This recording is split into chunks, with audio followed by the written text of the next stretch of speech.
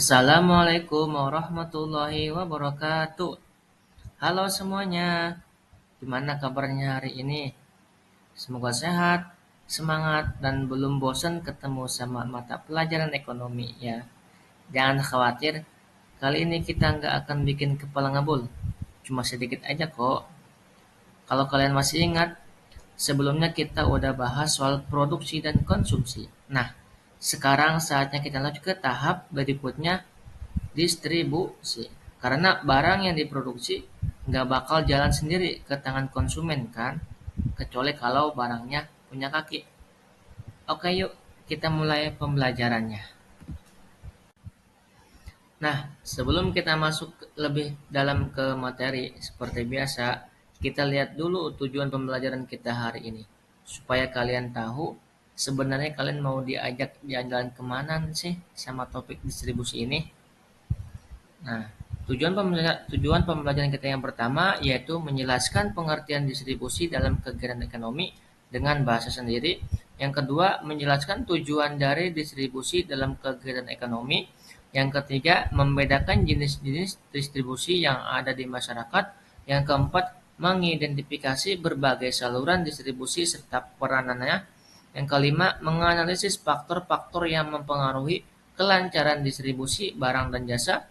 Yang keenam, menjelaskan perbedaan distribusi dalam konteks ekonomi mikro dan ekonomi makro. Yang ketujuh, mengkaji sebuah studi kasus distribusi sebagai bentuk penerapan pemahaman. Yang kedelapan, mendeskripsikan permasalahan distribusi yang terjadi di Indonesia saat ini. Yang kesembilan, menjelaskan upaya-upaya yang dilakukan pemerintah dalam mengatasi permasalahan distribusi. Yang ke-10 yaitu menjelaskan dampak yang mungkin terjadi jika distribusi tidak berjalan dengan efektif. Kalian kalau semua tujuan ini bisa kalian capai, wah luar biasa. Siap-siap jadi ekonomi masa depan nih. Nah, sebelum kita masuk ke pembahasan yang lebih dalam, mari kita pahami dulu apa itu distribusi. Distribusi adalah salah satu kegiatan utama dalam sistem ekonomi selain produksi dan konsumsi. Jadi, setelah barang diproduksi, tentu harus disalurkan ke konsumen. Nah, disinilah peran distribusi jadi penting. Tujuan utamanya adalah agar hasil produksi bisa sampai ke tangan konsumen dengan efisien dan merata. Bayangin kalau distribusi tidak berjalan dengan lancar, bisa-bisa barang menumpuk di satu wilayah, sementara wilayah lain malah kekurangan.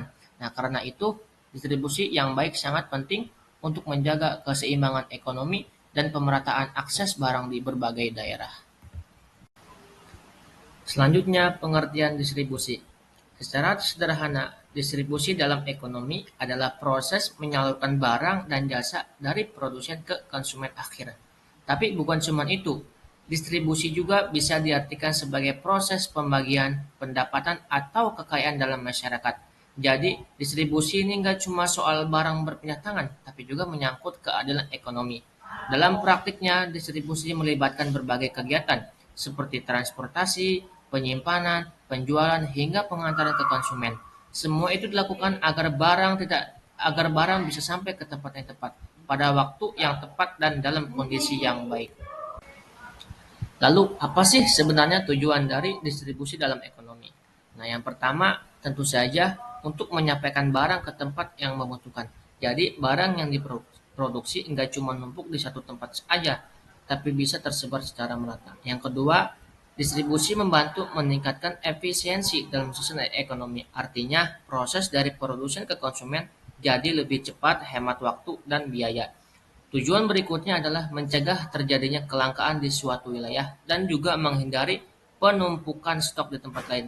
Selain itu, distribusi juga berperan penting dalam mewujudkan pemerataan akses dan kesejahteraan, supaya semua lapisan masyarakat bisa menikmati hasil produksi. Dan yang nggak kalah penting, distribusi membantu menjaga stabilitas harga di pasar, agar tidak terjadi lonjakan harga yang merugikan konsumen maupun produsen. Jenis-jenis distribusi. Nah, distribusi itu nggak cuma satu cara aja. Ada beberapa jenis distribusi yang umum digunakan dalam ekonomi. Yang pertama adalah distribusi langsung. Di sini, produsen menjual langsung ke konsumen tanpa perantara. Jadi, Antara produsen dan konsumen tidak ada pihak lain yang terlibat. Contohnya adalah petani yang menjual hasil panennya langsung ke pasar tanpa melalui pengecer atau perantara lainnya. Kemudian ada distribusi tidak langsung. Jenis distribusi ini melibatkan perantara seperti agen, grosir, dan pengecer. Jadi, produk dari produsen akan sampai ke konsumen melalui beberapa pihak terlebih dahulu.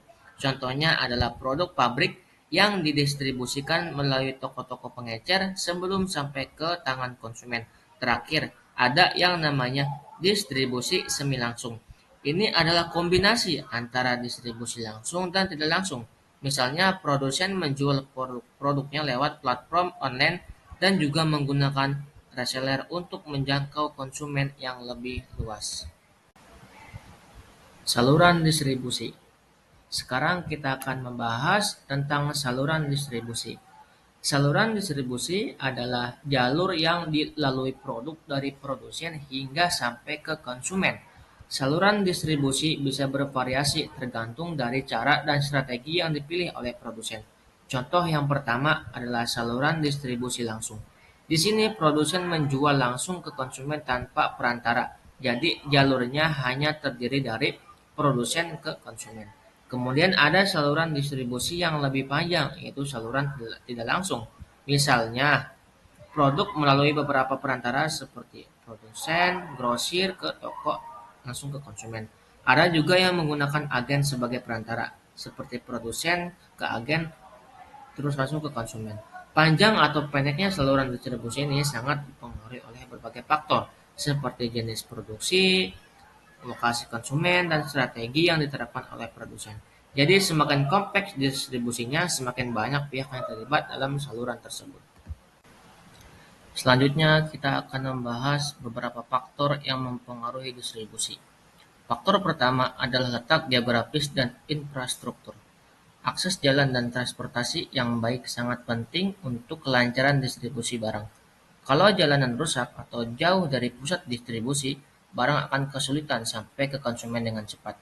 Selanjutnya, teknologi informasi juga berperan besar. Dengan kemajuan e-commerce atau perdagangan online, distribusi barang menjadi jauh lebih cepat dan efisien. Barang bisa langsung diakses oleh konsumen di mana saja dan kapan saja. Faktor ketiga adalah kebutuhan pasar. Barang yang banyak dicari atau dibutuhkan oleh konsumen tentu harus memiliki distribusi yang lebih cepat dan lebih luas. Misalnya, produk musiman atau kebutuhan mendesak seperti obat-obatan atau bahan pokok. Terakhir, ada kebijakan pemerintah. Pajak, regulasi, dan subsidi yang diterapkan oleh pemerintah dapat mempengaruhi biaya distribusi dan kelancaran aliran barang. Misalnya, adanya subsidi transportasi yang bisa menurunkan biaya distribusi, atau kebijakan pajak yang mempengaruhi harga barang di pasar. Distribusi dalam ekonomi mikro. Sekarang mari kita lihat bagaimana distribusi berperan dalam ekonomi mikro. Distribusi memainkan peran yang sangat penting dalam hubungan antara produsen dan konsumen. Jika distribusi berjalan dengan baik, ada banyak manfaat yang bisa didapatkan. Di antaranya, satu, meningkatkan kepuasan konsumen, karena mereka bisa mendapatkan barang dengan lebih mudah dan cepat. Yang kedua, mengurangi biaya logistik, yang tentunya akan menurunkan harga barang. Yang ketiga, yaitu meningkatkan efisiensi produksi, karena produsen bisa mengalokasikan sumber daya secara lebih tepat untuk memenuhi permintaan pasar. Contohnya, pedagang kecil bisa menjual barang dengan harga lebih murah, karena barangnya mudah didapatkan atau diakses melalui distribusi yang efisien. Dengan distribusi yang tepat, tidak hanya produsen yang untung, tetapi konsumen juga bisa merasakan manfaatnya dalam bentuk harga yang lebih terjangkau dan produk yang lebih mudah diakses. Distribusi dalam ekonomi makro. Selanjutnya kita akan bahas tentang distribusi dalam ekonomi makro. Di tingkat makro, distribusi memiliki dampak yang sangat besar terhadap perekonomian secara keseluruhan. Distribusi yang baik dapat memengaruhi beberapa hal penting seperti pertumbuhan ekonomi nasional, karena distribusi yang merata mendukung pemerataan sumber daya dan peningkatan produksi di berbagai sektor. Selanjutnya yaitu pemerataan pendapatan antar wilayah yang membantu mengurangi ketimpangan antara wilayah yang lebih maju yang dan yang kurang berkembang. Selanjutnya, stabilitas harga di pasar. Karena distribusi yang efisien bisa menghindari kelangkaan atau penumpukan barang yang berpotensi menyebabkan fluktuasi harga yang tidak stabil. Namun, distribusi yang tidak merata justru bisa menyebabkan ketimpangan pembangunan antar daerah. Daerah yang sulit diakses atau kurang mendapat perhatian distribusi bisa tertinggal. Sementara daerah lain berkembang pesat, hal ini tentu bisa memperburuk kesenjangan ekonomi. Studi kasus distribusi beras di Indonesia. Di Indonesia, seringkali beras menumpuk, salah satunya itu di Jawa, sementara daerah lain mengalami kelangkaan. Untuk mengatasi ini, Bulog berperan dalam mendistribusikan beras ke daerah yang kekurangan. Dengan distribusi yang lebih merata, harga beras jadi lebih stabil, kelangkaan beras bisa dikurangi, dan distribusi lebih efisien. Selanjutnya kita akan membahas permasalahan distribusi di Indonesia. Distribusi di Indonesia menghadapi beberapa permasalahan utama, seperti: satu, infrastruktur yang belum merata, membuat distribusi ke daerah terpencil menjadi sulit dan lambat. Yang kedua, biaya logistik yang tinggi, yang menyebabkan harga barang naik dan membuat barang sulit dijangkau oleh konsumen.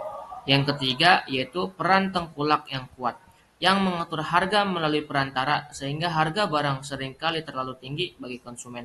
Dan yang terakhir, yang keempat, yaitu distribusi yang tidak adil, di mana beberapa daerah mengalami kelebihan barang sementara daerah lain kekurangan pasokan. Upaya pemerintah untuk meningkatkan distribusi. Apa sih upaya pemerintah untuk mengatasi permasalahan distribusi? Pemerintah Indonesia melakukan beberapa upaya, di antaranya: satu, yaitu membangun infrastruktur seperti jalan, pelabuhan, dan tol laut. Untuk apa? Untuk mempermudah akses distribusi ke daerah-daerah terpencil. Yang kedua, yaitu memberikan subsidi transportasi dan logistik untuk menurunkan biaya distribusi barang.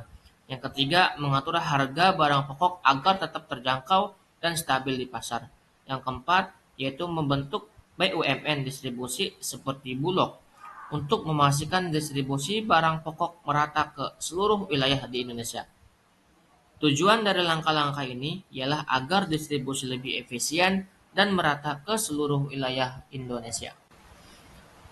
Dampak jika distribusi tidak efektif. Jika distribusi barang tidak berjalan dengan baik, dapat terjadi beberapa dampak negatif. Di antaranya, yang pertama yaitu kenaikan harga barang karena pasokan yang terbatas dan permintaan yang tinggi.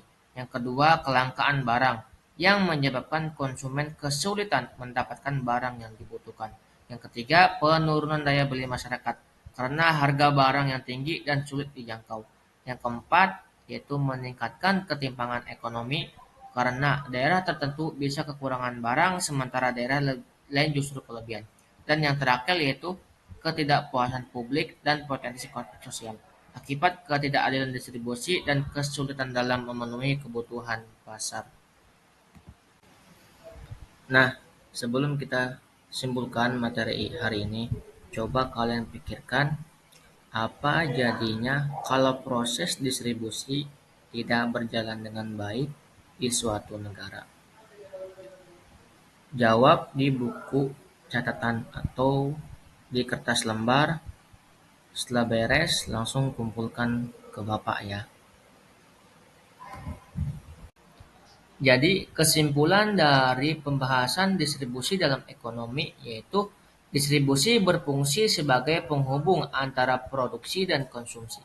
Distribusi yang baik akan menciptakan ekonomi yang efisien dan adil bagi seluruh masyarakat.